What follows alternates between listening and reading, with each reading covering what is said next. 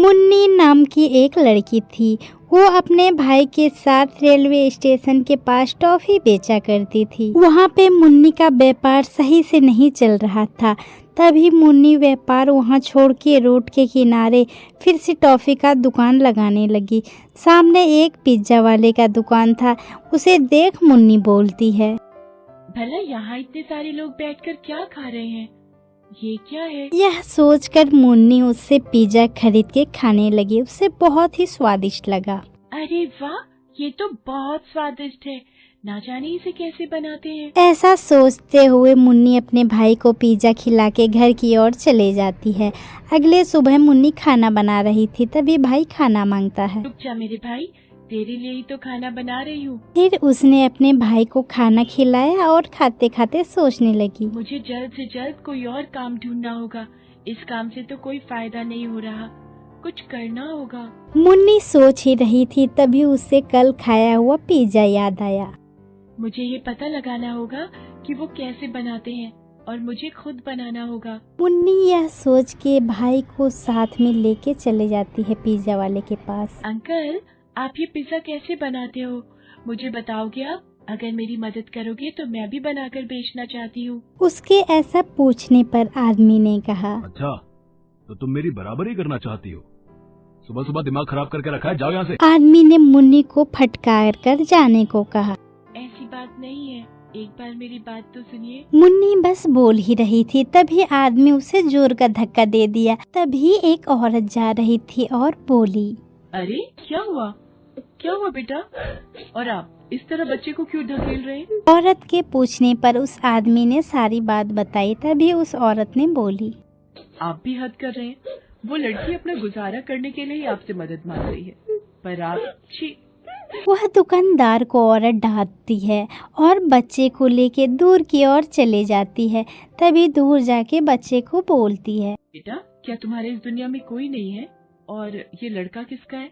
ये मेरा भाई है और हमारे माँ और बाबूजी का हाल ही में देहांत हो गया था। तब से हम दोनों ही रेलवे स्टेशन पर टॉफी बेचते हैं, पर मेरा व्यापार ठीक से नहीं चल रहा। नुकसान ही नुकसान हो रहा है। मेरी समझ में कुछ नहीं आ रहा है।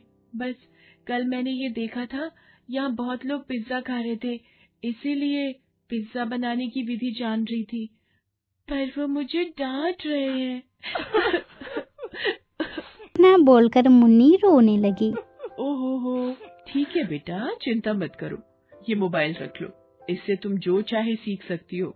इसमें देखकर तुम पिज्जा बनाने की विधि जान लेना, फिर खुद का व्यापार शुरू कर सकती हो। इस बात पे मुन्नी ने हामी भरी और उस औरत के मोबाइल लेके मुन्नी पिज्जा बनाने का रेसिपी देखी और सीख गई। पिज्जा बना के घर में 3 बार देखी, लेकिन बड़ा ही बेस्वाद पिज्जा बना था। तभी मुन्नी का बनाते बनाते 5वां बार में अच्छा पिज्जा बना और बहुत ही टेस्टी। तभी वो अपने भाई को बोलती है, सुन भाई, अब ये पिज्जा बहुत अच्छा बन गया। अगर ये पिज्जा का काम चल गया तो समझो अपनी जिंदगी सुधर गई। इतना बोलकर अगले दिन मुन्नी रेलवे स्टेशन पे पिज्जा बनाना शुरू कर दी। ताजा ताजा स्वादिष्ट पिज्जा लीजिए, ताजा ताजा स्वादिष्ट पिज्जा लीजिए। तरह से आवाज दे देकर पिज्जा बेचने लगी। बहुत ही कम दामों में पिज्जा बेच रही थी। तभी लोग ज्यादा पसंद कर रहे थे और पिज्जा जल्दी ही खत्म हो गई और घर लौट गई। भगवान जी, आज मुझे पूरे 1000 रुपए का फायदा हुआ। हर दिन ऐसे ही मुझ पर अपनी कृपा करना। इस तरह से सोचकर अच्छे खासे पैसे वो रोज का कमाने लगी और पिज्जा भी अच्छा खासा बिकने लगा। तभी धीरे धीरे वो एक रेलवे स्टेशन पे पिज्जा शॉप अपना दुकान जमा ली। दिन दुगनी रात चौगनी कर अच्छे खासे पैसे कमाने लगी। तभी वो सोचती है कि मेरे पीछे तो उस औरत का हाथ है जिसने मुझे पिज्जा बनाने के लिए अपना मोबाइल दिया। माँ बाबूजी, आप दोनों के बिना हमारी जिंदगी एकदम दुर्बल हो गई है। आज हम 3 वक्त की रोटी खा पा रहे हैं तो इन सब के पीछे उस औरत का हाथ है। उनका उपकार मैं कभी नहीं भूल सकती। जो जहाँ भी रहे खुश रहे, ऐसा आशीर्वाद आप उन्हें देते रहना, क्योंकि आपके बच्चों की खुशी का कारण वही है। और साथ ही साथ हमें भी आशीर्वाद दीजिए। इतने में वो पिज्जा का व्यापार करने वाला आदमी घर आ जाता है। ए लड़की, आज के बाद तू पिज्जा का व्यापार नहीं करेगी, और अगर ऐसा किया ना तो तुझे और तेरे भाई को मार दूंगा। क्यों भला?